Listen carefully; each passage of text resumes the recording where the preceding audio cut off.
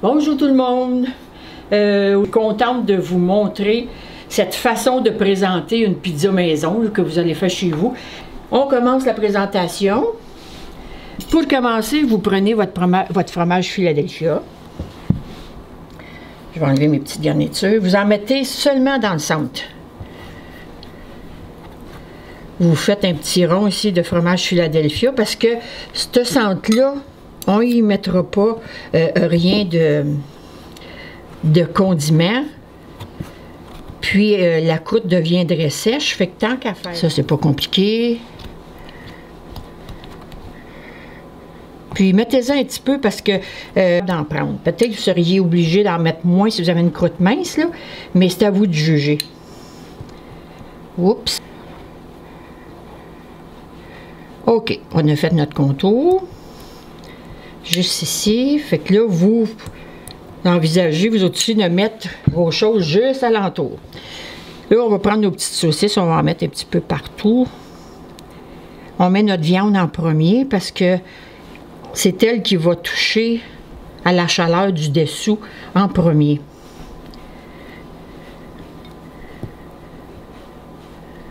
OK.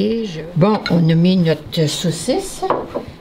Bon, j'ai défait mon bœuf haché. Ça va être plus facile à étendre. Plus régulier aussi. Parce que si vous avez des gros morceaux, c'est notre contrôle. On en a d'autres. Ici un petit peu. Bon, ça devrait être assez égal. Très bien. On va rajouter des petits oignons.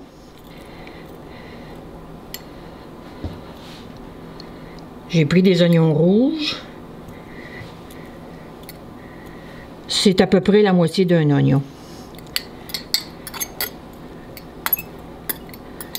OK, on en arrive avec nos petits oignons. Prochaine étape, ça va être nos piments. Encore là, ça... J'ai pas mis de piment vert. On est habitué à ça dans les pizzas. Mais là, cette pizza-là, c'est vous qui la faites. Vous pourriez aussi bien mettre du pepperoni, du piment vert, tout ce qui vous passe par la tête. Vous pourriez la faire végé. Quoique végé, avec la finition qui s'en vient, je pense que vous devriez penser à la faire à la viande. Vous allez comprendre tantôt. J'ai réparti ça assez égal, là. On va y aller avec les petits piments jaunes. Puis comme d'habitude, si vous avez des gens qui... moi, j'aime pas ça, vous faites des sections, comme on se fait faire à la pizzeria. Puis tout le monde va être content. J'ai une petite fille, moi, il ne faut pas mettre de champignons. J'ai eu beau essayer toutes sortes de trucs, puis elle goûte.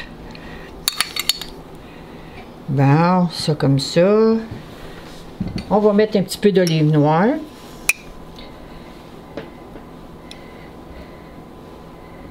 Ici.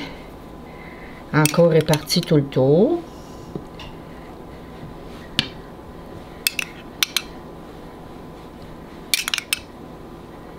Ça donne un goût, un bon goût, les olives. Vous pourriez mettre des vertes aussi coupées, là.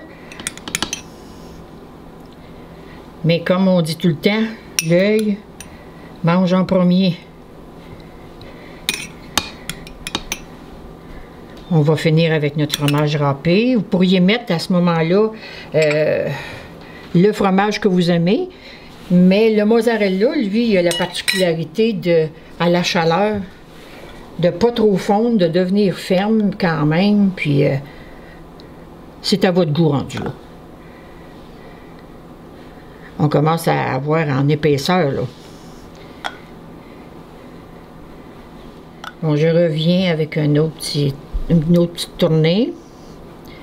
Ensuite, on le met au four à 450 pour à peu près le fait que votre croûte est déjà cuite. Même si c'était une croûte non cuite mince, c'est pas long. C'est vraiment pas long. Bon, on met ça au four pour à peu près 10 minutes. Vous voyez que mon thermostat est à 450, 230 Celsius pour à peu près 10 minutes. Oh! belle pizza avec des belles petites pointes brunes. Vous voyez notre centre, le fromage est en train de gratiner. Tantôt, vous allez trouver que c'est une bonne idée d'avoir fait ça.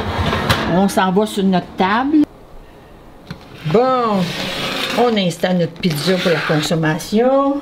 Bon, ici, tantôt, on en discutait, moi puis Jean-Luc. Je pense qu'on va appeler ça une pizza couronne. Je vais vous expliquer pourquoi.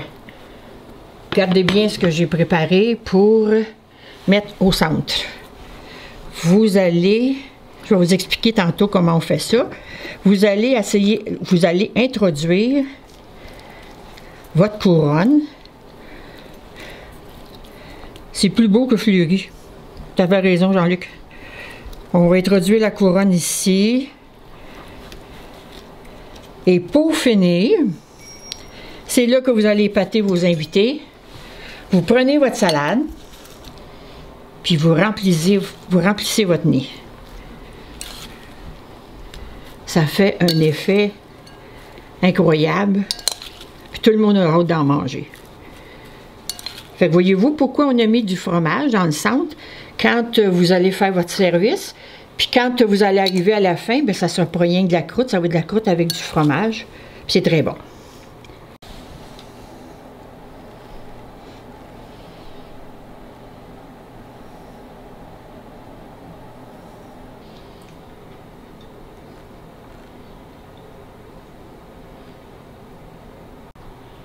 Bon, là, vous vous demandez comment on a fait notre couronne. Je vais vous expliquer, c'est tellement simple. Vous prenez une tortillasse de 6 pouces, OK?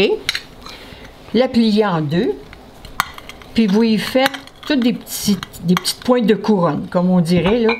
Comme ça a été coupé. N'oubliez pas de couper celle-là aussi, parce que ça va vous en faire une double. Vous prenez votre tortillasse, vous la mettez sur une forme ronde.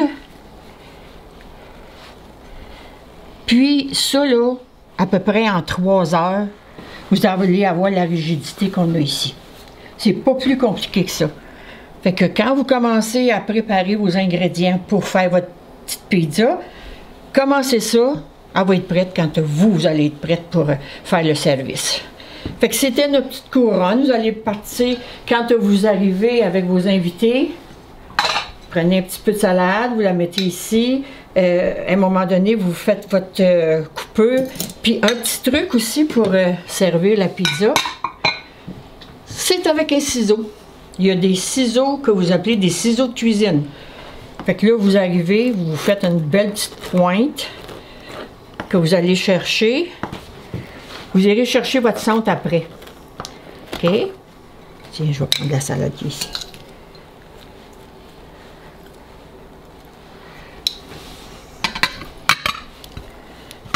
Voilà le service que vous pouvez faire. Vous en avez au moins pour 4 personnes comme il faut. Puis en dernier, c'est un plaisir d'arriver puis de prendre le cercle qui vous reste. N'oubliez pas que le cercle, on avait mis du Philadelphia qui a gratiné, puis il va prendre le jus de la salade. Fait que c'est délicieux, ça aussi, manger comme ça. Fait que j'espère que on vous éblouit cette fois-ci, parce que j'ai adoré préparer cette recette-là. Puis, je vous souhaite de vos invités, là, de leur dire que vous avez une surprise avec une pizza couronnée. À la semaine prochaine. Jean-Luc et moi, on vous dit bonjour. À la prochaine!